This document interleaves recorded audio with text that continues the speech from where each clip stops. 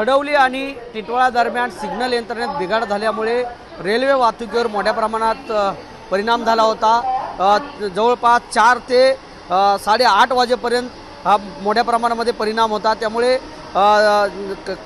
टिटवाळा आणि खडवलीमध्ये जी केबल होती सिग्नल यंत्रणेची ती चोरी गेल्याची माहिती जी आहे ती प्रवासी संघटनेने दिलेली आहे। त्याचप्रमाणे रेल्वेकडून असं सांगण्यात येत आहे की JCBमुळे तो केबल तुटलेला आहे, त्यामुळे सिग्नलमध्ये बिघाड झाला होता।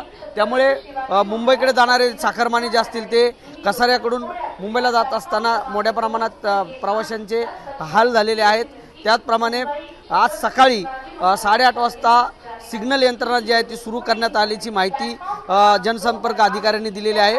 मात्र कल्याणवरून कसाऱ्याच्या दिशेने जाणारी वाहतूक जी आहे ती 10 ते 15 मिनिटं उशिराने धावत आहे, तर मुंबईकडे जाणारी वाहतूक जी आहे ती सुरळीत असल्याची माहिती जनसंपर्क अधिकाऱ्यांनी दिलेली आहे। त्यामुळे आता सध्या कल्याण असेल, शहाड असेल किंवा टिटवाळा आणि खडवली या परिसरामध्ये प्रवाशांची गर्दी जी आहे ती ओसरलेली दिसत आहे।